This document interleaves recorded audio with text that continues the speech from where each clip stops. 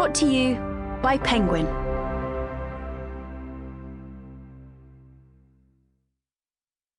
Charlie and the Christmas Factory and Other Stories, inspired by the characters of Roald Dahl. Read by Susan Wokoma, Adam Kay, Adam Hills, Greg James, Chris Smith, Konnie Huck, Nathan Bryon, and Ben Bailey Smith. Charlie and the Christmas Factory by Shabil Pounder. Read by Susan Wokoma. In the early hours of Christmas morning, a girl arrived at the gates of Mr. Willy Wonka's chocolate factory. A purple girl. She had a purple forehead and a purple nose and purple cheeks and a purple neck.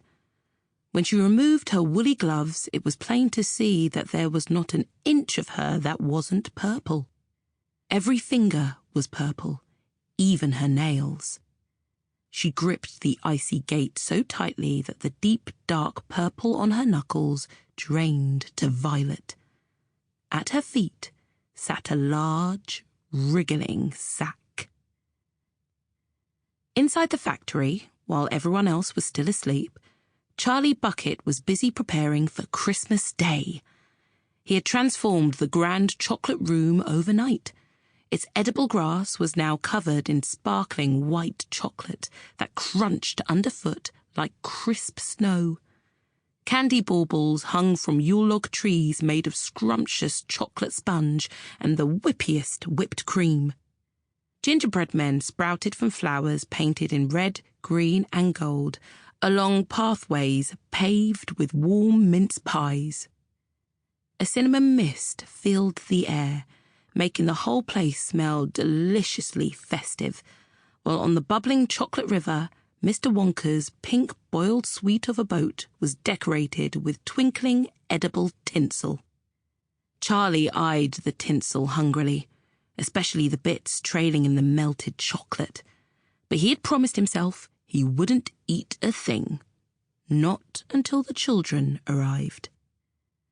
Because this year, Christmas Day would include 3 very special guests, the lucky winners of 3 foil tickets striped in red, green and gold. For the first time, Charlie Bucket was opening up his factory for a day, just like Mr. Wonka had done years before. It was all anyone in the world was talking about. Charlie had been so busy since Mr. Wonka retired that he hadn't had time to invite anyone into the factory. Everyone knew special things were happening inside, of course, from the loud clangs and bangs and strange-coloured smoke rising from the chimneys. Some new products had been filtering into the shops, like the best-selling, tongue-tingling, impossibly gloopy Charlie's chocolate toothpaste. It was exactly what it sounds like. Toothpaste made of chocolate. It cleaned teeth better than actual toothpaste, so no adult could object. Children up and down the country had smiles so bright, teachers were resorting to wearing sunglasses, and dentists were going out of business. So, with such fun new additions to the Wonka chocolate line, it stood to reason that what was inside the factory, the things yet to be seen or tasted, were going to be very special indeed. Charlie was determined to live up to the rumours and to give the 3 winners an unforgettable day, just like the one he'd had. All he hoped was that they'd be nice children, not children like Veruca or Mike or Violet, came a shout.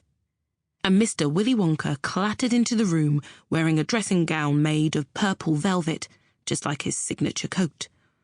Although he was older now, his eyes were as bright and as sparkly as ever. "Violet Beauregard is at the gates!"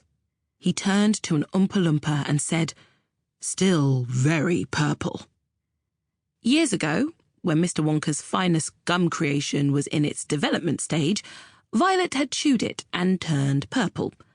Permanently, it now seemed. The Oompa Loompa studiously whipped out a clipboard and made a note under the Novelty Gum Long-Term Side Effects section.